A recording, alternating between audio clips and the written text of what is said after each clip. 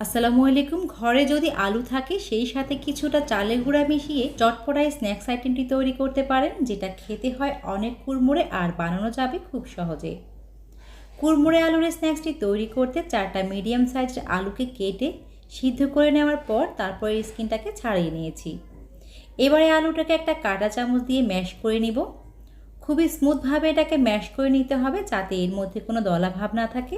আলুটা খুব ভালোভাবে ম্যাশ করা হয়ে গেলে এবার এর মধ্যে দিয়ে দিচ্ছি মরিচ গুঁড়া আধা চা চামচ, 1 চা চামচ চাট মশলা, এর পরিবর্তে গরম মশলাটাও দেওয়া যাবে, আর আধা চা চামচ দিয়ে দিলাম লবণ। লবণটা আপনারা আপনাদের টেস্ট অনুযায়ী দিয়ে দিবেন। এবার আধা কাপ দিয়ে দিব চালের গুঁড়া। যদি হাতের কাছে চালের গুঁড়াটা না থাকে তাহলে আটা, ময়দা অথবা কর্নফ্লাওয়ার এগুলো যে কোনো একটা দেওয়া যাবে। এখন ম্যাশ করা আলু আর চালের গুঁড়াটাকে একসাথে খুব ভালোভাবে মিশিয়ে নিচ্ছি। এখানে আমরা একটু শক্ত একটা ডো তৈরি করে নিব। ডোটা মাখানোর ক্ষেত্রে যদি মনে হয় কিছুটা নরম হয়ে গেছে, সেই ক্ষেত্রে আরও কিছুটা চালের গুঁড়া অ্যাড করে নিতে পারেন। তো এটা আমার মাখানো হয়ে গেছে। এখন আমি হাতটাকে ক্লিন করে হাতে কিছুটা তেল মাখিয়ে নিয়েছি। এবারে ডো থেকে অল্প কিছুটা নিয়ে প্রথমে হাত দিয়ে এভাবে চেপে চেপে নিতে হবে। তারপর অন্য হাতের উপর রেখে হালকা একটু ঘুরিয়ে ঘুরিয়ে এভাবে লম্বা করে বানিয়ে নিব।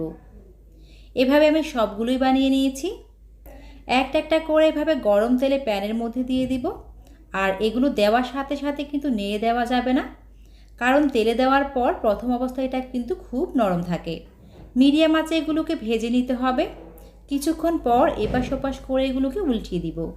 যখনই এটার কালার চেঞ্জ হয়ে ঠিক এরকম হয়ে আসবে, এই পর্যায়ে একটা ছাঁকনি দিয়ে ছেঁকে এটাকে উঠিয়ে নিব। এবার একটি বোলে 1/4 চা চামচ মরিচ গুঁড়া আর 1/4 চা চামচ টেস্টিং সল্ট নিয়ে নিলাম। তারপর এটাকে মিশিয়ে নিয়ে ভেজে রাখা পটেটো স্টিকগুলো এর মধ্যে দিয়ে দিচ্ছি। আপনারা চাইলে এটা টোটালি স্কিপ করতে পারেন। তারপর এগুলো একসাথে মিশিয়ে নিলেই কিন্তু তৈরি হয়ে যাবে মজাদার চটপটা একটি বিকেলের নাস্তা। ভীষণ কুড়মুড়ে আর চটপটা স্ন্যাক্সটি আশা করছি আপনাদের ভালো লেগেছে। এরকম আরও সহজ ও মজার সব রেসিপি পেতে আমার চ্যানেল সাবস্ক্রাইব করবেন আর আমাদের পেজটাতে ফলো দিয়ে রাখবেন। আজকে তাহলে বিদায় নিচ্ছি। সবাই অনেক ভালো থাকবেন। আল্লাহ হাফেজ।